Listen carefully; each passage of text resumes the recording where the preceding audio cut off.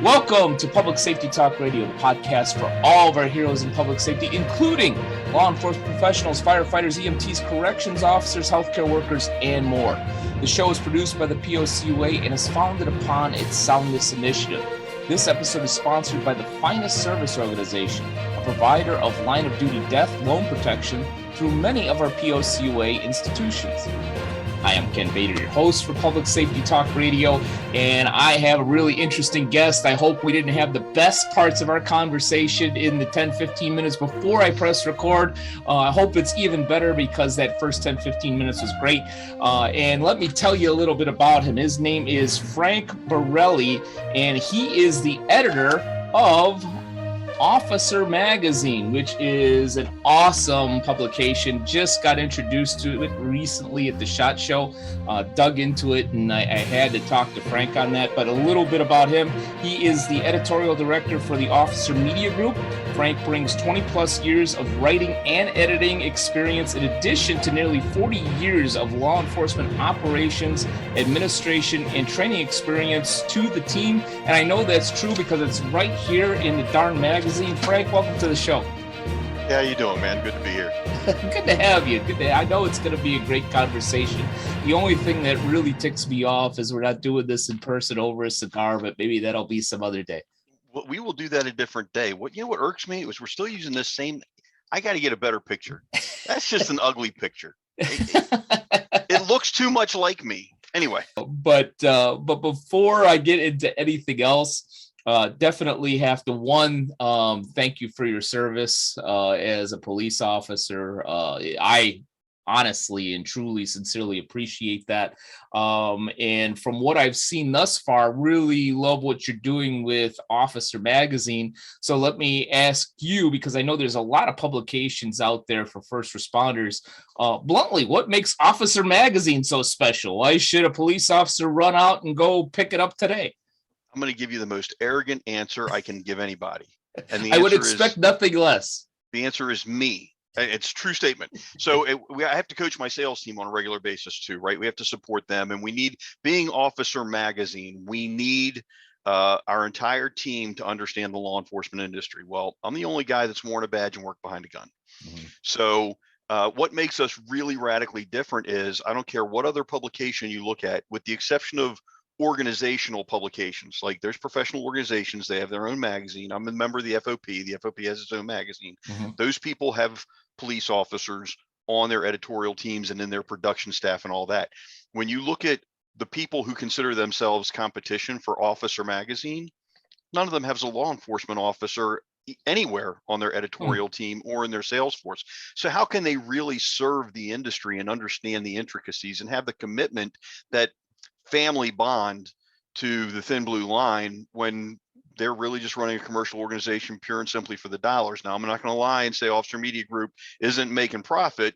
It's a business. But, well, there was a time that an executive vice president said, Frank, you're going to do this or you're fired. And I went, I'm going to have to find a new job, because what they wanted me to do was going to hurt the family on the Thin Blue Line, and I wasn't doing it. So thankfully I didn't get fired. But, we're the only people out here with a cop on our production staff and our editorial staff. That's what makes us different. And it's a significant difference when it comes to, I'm looking for a word and I'm not going to find it. And integrity is not the right word, although we're firm authenticity, credibility. Yeah. Credibility is a good way. I mean, I've been there. I've done that. This October does mark 40 years for me wearing a badge. Been writing for 23, and the Thin Blue Line still the primary driving force and what I keep in mind in everything I do with Officer. We got to serve the guys on the street. Yeah, I can appreciate that. And if you're gonna have 40 years with the badge, did you start driving a patrol car at 12 or something? Or I appreciate the comment, but I got out of high school, and we won't, all those stories we told about high school before the show, we won't share during some of them here. Yeah. Both of us went to good all-male Catholic high schools. That's right. And had experiences that can only occur in such. But no, I got out of high school and went in the Army as a military policeman. And when I was done with being a military policeman, I came out in the civilian world and became a police officer. And not to date myself, but that was October of 1982. Wow. So yeah, October 25th of this year will mark 40 years for me wearing a badge. Well, thank you. In 1982, I wasn't even at that Catholic high school. I was in junior high then, if you could Told believe you I that. had you by a few years. Yeah, a couple. Well, in Officer Magazine isn't only run by a cop, but a cop that's gotten stabbed and shot. Was that on the same day, or are those different occurrences? Oh no, thank God those were different days. But yes, that would be a real I've had bad day if you got stabbed and shot. Well, my team will often ask me, are you having a bad day?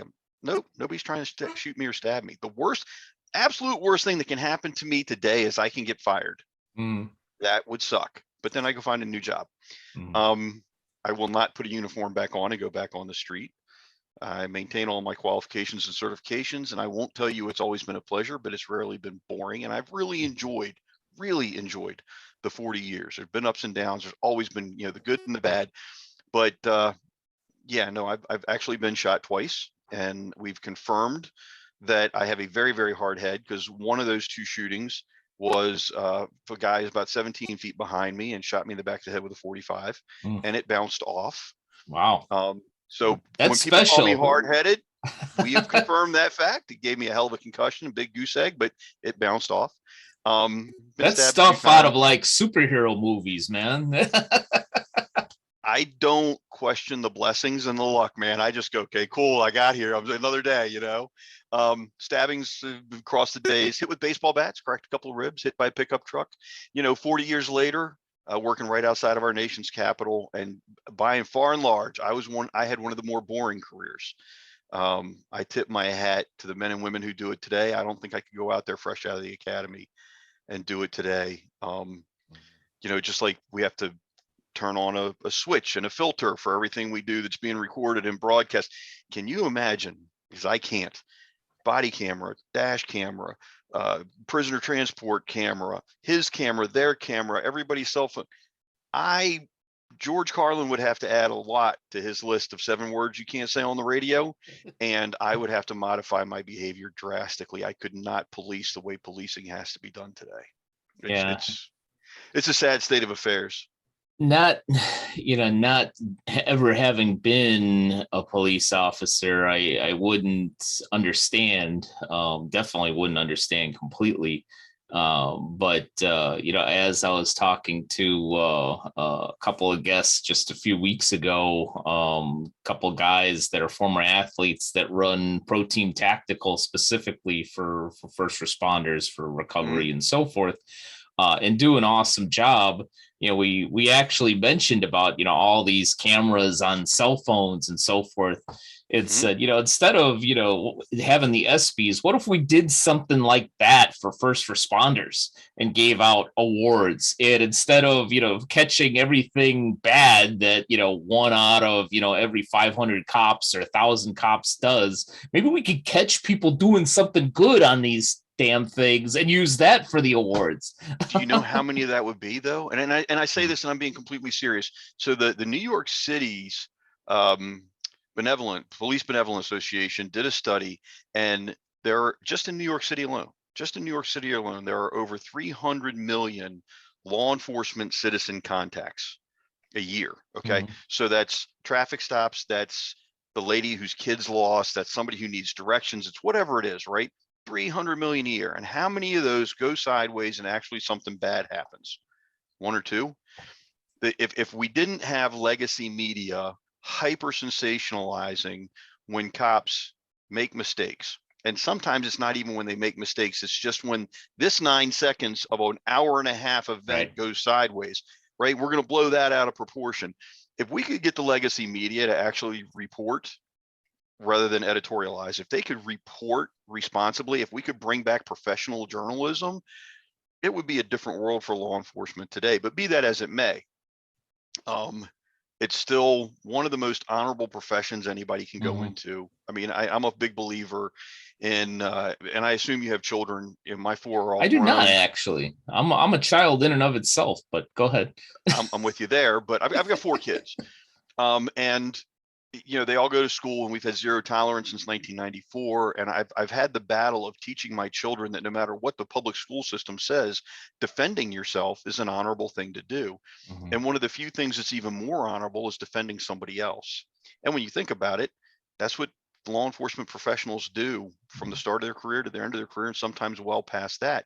They protect and defend, they protect and serve. And God, they're getting raked over the coals now, just completely irrationally, in my opinion. But yeah, you are preaching to the choir on that. And I will just say this, and then I want to get back to Officer Magazine. Is at least, and maybe it's just simply because of my circle of contacts on LinkedIn and connections, but I am fortunately, thank the good Lord, seeing a lot more videos being shared, at least on that platform, of an officer saving, a small child from choking.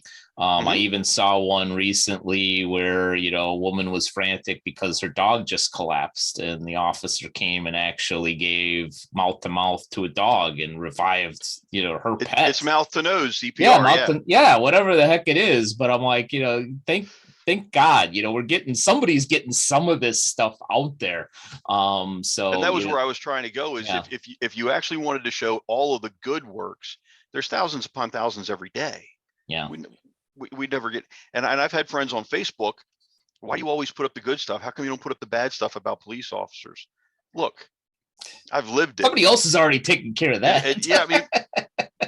It's time to get back to business in person. And if you run a for-profit or non-for-profit business that serves first responders, the Public Safety Business Summit is for you.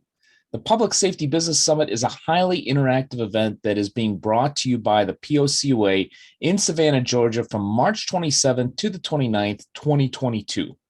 What you will find there is a wealth of networking and co-learning opportunities among like-minded professionals serving first responders. What you won't find is a series of boring speakers skilled only in the art of death by PowerPoint. In fact, there will be no speakers at all, just highly interactive panel discussions and deep dive small group conversations on topics that are relevant to growing your unique business.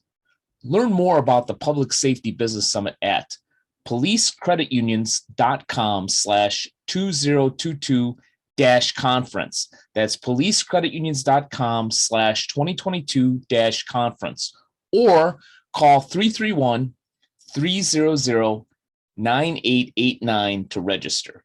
We look forward to welcoming you to Savannah in March. Look, I'll freely admit, okay, so a long time ago, 1987, I wrote a report about some officers that was not glowing. And I should never have written a report, or at least not the way I wrote it. I was a young cop, didn't have a lot of great supervision at the time at the agency I was at, wrote it in anger and never meant for it to be public, and somebody else made it public. And I paid a price for that. I mean, there came a point where officers didn't trust me to work with me. And I had to re-earn their trust. And it took me years. It took me 5-10 years. I still to this day think I did the right thing. I just did it the wrong way. But I'm not the guy that will sit here and say police officers infallible. I'm not the guy to say cops never ever do anything wrong. We're human beings. For the love of God, we make mistakes as much as the next person. The challenge we have is the mistakes we make are sometimes traumatic. I mean, just by the nature of the job and the things that we have to deal with, when we make a mistake, it has a much greater impact than when a teacher misses a grade on a paper, and I love teachers and I think they're underpaid. I'm not trying to be critical of teachers. Sure. When your lawyer charges you an extra hour to file something, it's not the end of the world. When cops make mistakes, it can be life-changing. Yeah. Unfortunately. Yeah, if I make a mistake, we just, miss a week of a podcast episode. Nobody There's cares. Editing. That's how we fix that. Yeah, exactly.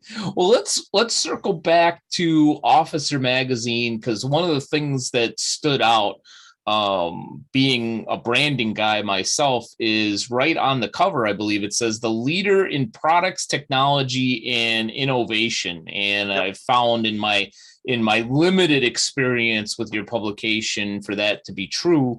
Is there a product, a technology, or an innovation that you've come across that really stands out in your mind in law enforcement that's exceptional or really special? So I'm going to answer two questions. Lead you into this. We talk Good, about. we can end early. Go for it. No. But so we do talk about it, and you're right. It is right there on the title, right? The leader in products, technology, and innovation.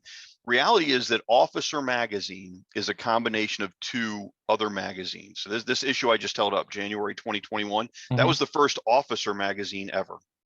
Prior to that, we had Law Enforcement Technology Magazine and Law Enforcement Product News. Now, Law Enforcement Product News was tabloid size, nothing but products. Law Enforcement Technology was a command level technology focused magazine.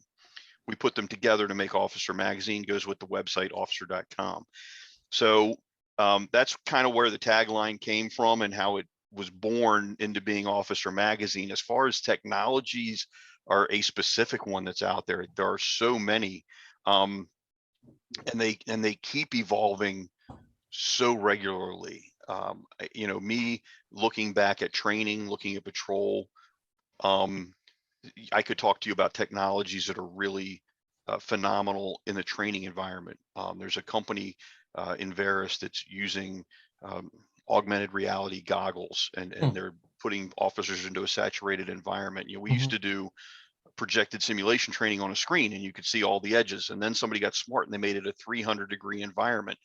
But we operate in what I call a 720-degree environment. It's 360 this way horizontally, and then it's 360 this way vertically. So it's a 720-degree environment. Interesting. The only way you get that is with these virtual reality goggles and surround sound speakers and all this. And for the training, that's a phenomenal technology that's just been born in the last year. When you look at equipment on the street, we've come so far from the old Baltimore Billy, the wooden baton, to collapsible friction lock batons or mechanically locked batons. And ASP, the company ASP has come, their technology is so phenomenal now with those and everything they're doing, but they've taken the things that they learned there and they put them into handcuffs. It sounds silly to say, but handcuffs are safer today than they've ever been.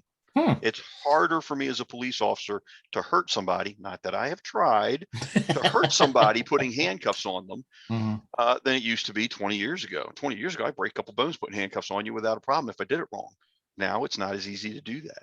And we have a lot more training about it. So even the simplest of technologies, someplace like that, excuse me, things like holster technology, and the materials that they're made of and how they lock guns into the holsters. And they've evolved to include guns with red dot sights, RDS systems. Heck, at this point, LAPD just announced they're adopting a weapon system, a handgun system, the FN 509, with a red dot sight for all their rookies. They get the mechanical sights and then they get the RDS as well. They're buying all they're evolving their agency to the FN 509, a gun with an RDS. And you may not be here yet, but the red dot sight for a guy my age was something that's called presbyopia. It's a nearsighted vision. Means when I extend my gun, I can't get the front sight in focus. That's a problem. Yeah. I need that front sight. Big problem. RDS, the red dot sight, solves that problem. It's the solution. I mean, like I said, there's just so many. Are you a hunter, shooter at all? I am not a hunter, that's for sure. From time to time, I will take my firearm to the range, but okay. Recreational shooter then, correct. Right? But you're familiar with optics and you've seen them on different weapons and stuff. So Meprolite just came out with an optic at SHOT Show, the Foresight, that it pairs with an app on your phone, and you use your phone to zero the optic, and you can save the profile, and then you can take that optic and put it on a different rifle and zero it for that rifle and save that profile. And then you can do it with a different ammo and a different range. And when it comes to different applications, that kind of technology where we're integrating all the different pieces to put the officer into a safer, more connected, better cared for environment. We're seeing that just happen exponentially to the point where if we had this conversation in 6 months, we'd be talking about all new different technologies. Sure. Yeah. And you So I actually, probably answered your question way more than you wanted to hear, but I thought, um, no, I appreciate in-depth answers because that I could shut up and just sit back and listen, which actually probably makes my audience a lot happier because I'm not telling stupid jokes. But no, I love your answer, and it leads me into my next question perfectly, which is about innovation in the future. And I often say, especially to my police and firefighter credit unions that are part of the POCUA, that innovation and technology are not synonyms. no.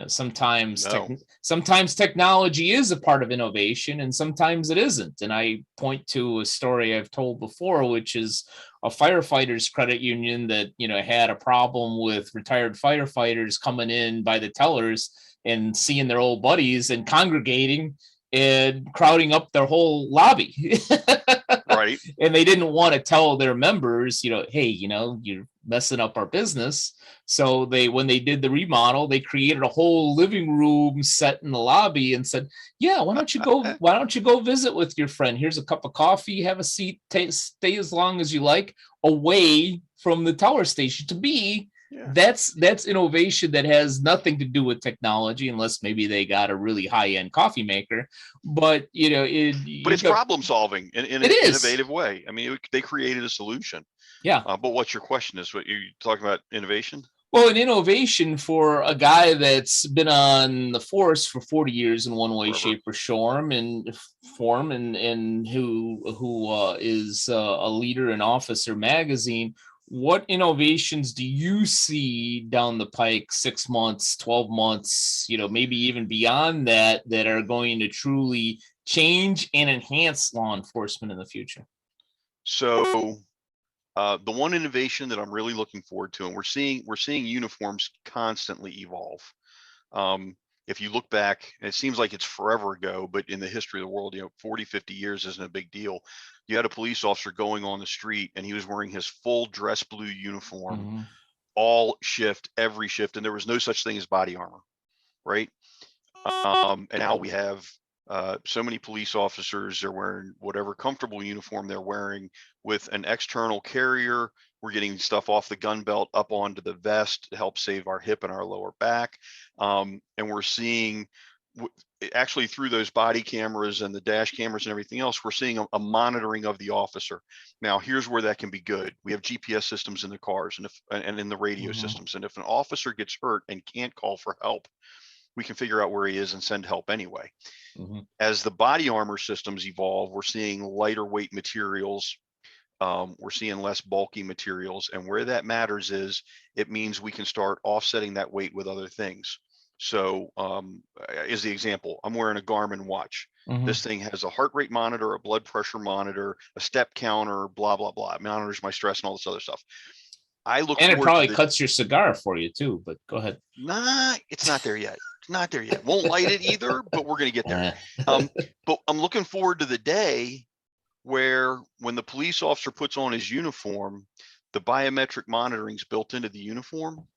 And there was a project I saw a while back where they were building in hemostatic agents, and that's a blood clotting agent like QuikClot or something else, mhm, and automatic electronic defibrillators along with blood pressure monitoring, pulse rate monitoring. So now you have all this stuff on this vest or in the mhm, uniform that the officer's wearing. And if he gets shot, the uniform delivers the hemostatic agent into the puncture wound, which helps to stop the bleeding, stop mhm, the blood loss, right? The vest is monitoring blood pressure and pulse rate and all that. And if he goes into a fibrillation, he has a irregular heartbeat, then he's wearing the very device that can mhm. jumpstart his heart and keep him going. I'm looking forward to technology on the life-saving side evolving there, and I don't think we're far out of it. I think it's just going to be a matter of investment. I think the Yeah. technology all exists. We have to find a way to incorporate it. That's number one. Number two, um, the officer, it's funny, if you talk to a fighter pilot in any one of our branches of service, they'll tell you they don't get into the plane, they strap the plane on their back. Hmm. And it's all about the pilot. Our police officers don't get into patrol vehicles. They strap their office on their back. I mean, the patrol Mhm, vehicles is their moving office, and they are becoming more and more integrated into it. and collecting more data with it. And if the data is mined and delivered correctly to the officers, he performs his job, he can do it safer. We can be made aware of threats before they have a possibility of becoming a threat in that immediate instance. And that type of technology is really forward thinking and really helpful to the police officer. And then you have, when we talk about technology, people don't even realize antimicrobial inserts in your boot are a form of technology. It doesn't have to be electronic. It doesn't have to be a new, it's all around us. We use it every day. But those are the things that I'm really looking forward to, and I think they're coming. They're coming faster than we expect. It's like technology accelerates. Every time we learn one new things, we can do 10 new things with it. And and she tells two friends, and she told two friends, and it keeps on growing. So yeah, it's honestly, we're going to have a hard time keeping up. When you look at officer.com and our commitment to covering things that are technology or innovation, sometimes we're having to pick the cream of the crop and not really be able to share stuff that might be something that's very basic that is going to affect a lot of police officers, and it's just not significant enough for all that to be something we end up featuring in the magazine. But we figure it out.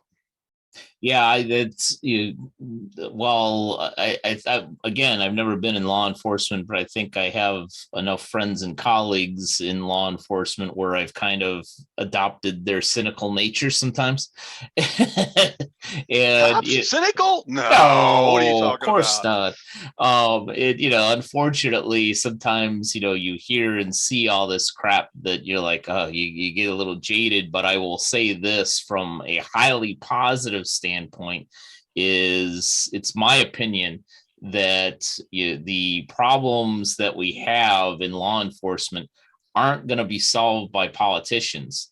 They're going to be solved by entrepreneurs and, as you alluded to, really problem-solving thinking. And I saw a ton of that at the SHOT Show earlier this year. It blew my mind and did my heart really, really good to see all these entrepreneurs, some of them former military, some of them former dispatchers, some of them former cops, firefighters, that were creating a new way, a better way. Whether it was, a place like Reflex Protect, that has something much better than pepper spray, or my friends at Talus Ridge that said, what, cops and firefighters, shouldn't, die of dehydration. They should have some kind of an airflow system. And we could create that. And I can go on and on. I think that if for my audience, for those folks that are cynical and looking for something something positive, I could tell you, if what I saw at the SHOT Show and what I read in Officer Magazine is just a glimpse at what's in the future, there's a lot of good stuff, to use a really technical grammatical phrase, coming down the pike. I'm going to be really corny for a minute. Go for it. I won't even edit it out. Go ahead. We joke about cops being cynical, but the average person experiences 1.5 to 2 truly traumatic incidents in their entire life. Police officers average 8,000 in their career, and that's a 20-year career. So there's a lot more. It's completely reasonable for police officers to become cynical, for law enforcement professionals to become cynical. For all that, the guy in the badge, the woman wearing the star, anybody who goes into an academy today is one of the best proofs of hope for humanity that I could put on display and could demonstrate. One of my son's best friend got out of high school, went in the Army as a reservist military policeman. Fine young man, spent a year down Guantanamo. The fact that he would do that, you're talking about somebody born in 97, he's 24 years old. The fact that he would do that in today's environment is a sign of hope to me for our society. So you see a cop and you see somebody cynical, but by virtue of the fact that he's standing there, should give you hope for society. Now, I told you I was going to be corny. That's as corny as I can get, but it's honestly 100% from the heart. I believe that's true. I don't think it's corny at all. It's, I think in some ways, maybe it being a civilian that sees all these things as an outsider, I may be more cynical at times than some of my officer friends. And yeah, I think to Scott Brown, who basically, saw his partner get executed in front of him. Yeah, and it's just, a terrible thing. It tells me about, his faith in people and in God, and how even looking back at his career, and he's still active today. He said, despite that, the vast majority of the people that he said that he's arrested are good people that just made bad mistakes, and that it was his job, and still his job, to call them on it. But he hopes that many of them, after that incident, and never sees him again and changes their life. And if he could say that most people are good, even after what he's seen, then maybe I should be a little less cynical. Well, I tell you what really helps a lot with the cynicism, and it's I don't know if it's corny to say. I arrested my fair share of people, and he was right. There's a lot of good people. They do one dumb thing, it's illegal, whatever, they get arrested. When that person comes to you after they've served their time, whether it's parole, probation, prison time, community service, whatever it is, when they come to you and say, I want to thank you for arresting me, for fixing me because I was on the wrong path, and for how you treated me while I was in your care and custody. Mm-hmm. That's a confirmation that's a statement that you're doing everything right. And I had, Lord knows, I knew a lot more good people than bad people, and I write about this frequently around the holidays. We appreciate our officers, our law enforcement professionals, day in and day out, but when they have to go to work on Thanksgiving and leave their family at home, or they can't be home Christmas morning to see their kids get in the stockings, mm-hmm. or it's 4th of July and every idiot in the world decides to shoot a gun up in the air, not realizing the bullets are going to come back down, and you get the officer who works in the financially challenged areas, otherwise mm-hmm. known as ghettos, mm-hmm. and they have to park underneath the bank drive-through so that the bullets get stopped, so they don't rain down on their car. Yeah. You know what I mean? For all that, those guys know where they can go get a plate full of food on Thanksgiving. They know the kids are going to be out in the yard on Christmas morning showing off their new stuff, or riding their sled or whatever. They're going to see the best of humanity, just like they're going to see the worst of it. And for us not to be overwhelmingly cynical, we have to focus on the best parts. Yeah. The bad parts we can't get away with. The negatives, the criminals, we've got to deal with that. That's the job. And it sounds silly to say, but thank God they're there. Otherwise, we wouldn't have the job. Yeah. But we really have to focus on the good. We have to focus on the humanity that is just there if we take the time to see it. Yeah. Yeah. And I'm fortunate enough to have heard a number of those stories like yours and the one that I mentioned, in that people coming back and say, you know what, that arrest, or you treating me with respect. And in my worst time, actually, even though I had to do time, or I had to, make amends for what I did in one way, shape, or form to society, that yep. turned my life around. And it's because, you treated me with respect as an officer. I could certainly talk to you for another hour, but in wrapping this up a little bit, I want to hear, and I'm sure my audience wants to hear, what is coming down the pike for Officer Magazine? Anything special, anything new that they should be looking for, or should they just subscribe to the damn thing and find out? Well, number one, if they're law enforcement professionals, it's a free subscription. So they ought to subscribe to it. And if they don't want the paper because they're that young, we have a digital copy. They can subscribe to that. New coming down the pike, I don't think I could tell you anything special that's coming along. The things that we're really proud of with it, 4 times a year, we do a SWAT spotlight, and we highlight a team someplace in the country that's doing something new or unique or different. And then going hand in hand with Officer Magazine, this past November, we launched Officers Virtual Academy. So if they go to officer.com, we have our virtual academy online. All the courses are free. There's completion certificates that are downloadable. They can take the time to go through the classes. It's good, valued information. And this year we're adding another 9 courses to that program at a minimum, potentially more, and we'll continue to grow it. We'll be adding in-service credit and continuing education units. We hope this year. It just depends on the timeline and how complicated things get. So we're continuing to evolve and grow to bring greater services to the law enforcement community. For any of your listeners who aren't law enforcement, I would encourage them to read the magazine, to go to the website. We have some forms that they can register for. Don't have to be a police officer. There are 210,000 people registered on there. We have a section specifically to ask questions of law enforcement, plus all the other conversational sections. I encourage, strongly encourage the public to interact with law enforcement so they understand we're human. And that's the bottom line. Police officers are human first. We hurt, we bleed, we take pride, we are arrogant, all of that. We get angry, we make mistakes, but our hearts are in the right place, and we're trying to do the best we can. And 99.99% of the time, we get it right. And if you know us during those times, when we screw up that 0.1% of the time, people don't judge us quite so harshly. Yeah, agreed.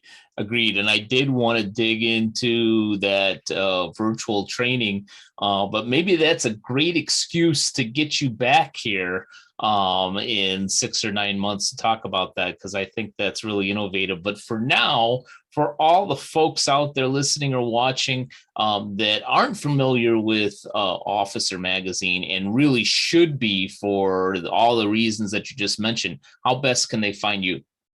Go to officer.com and scroll down the bottom of the page, and they'll find the magazines and links to be able to subscribe and everything else. If they want to email me, it's real difficult. My email is frank@officer.com. If they go to the page, and there's a little thing we call a hamburger menu in the upper top, the left-hand corner, click on that, and there's a buy contributors link, and all of our contributors, including this ugly mug, are on there with email connections and lists for all the stuff that we've ever written. Is all there. Awesome. So definitely check that out. Frank, thanks so much for your time. I could go, like I said, I can go another hour, but we both have other appointments to get to, but that's just an excuse for us to talk again. Thank you so much for having some time with us and sharing so much great knowledge. It's my pleasure. Let me know when you want me back. It's my privilege. Thank you again. And thank you to all of you who have either watched or listen to this episode of Public Safety Talk Radio, and we'll be back with you next week with another great guest. Public Safety Talk Radio is produced by the POCUA. The POCUA is a consortium of financial institutions serving law enforcement as well as other first responders and public safety professionals. To learn more about our association and to find one of our credit unions or service providers near you, go to www.policecreditunions.com. And always remember, if you aren't working with one of our POCUA credit unions, you're just banking with an institution that just so happens to serve first responders. As a public safety professional, you and your family deserve better. Find a POCUA credit union today.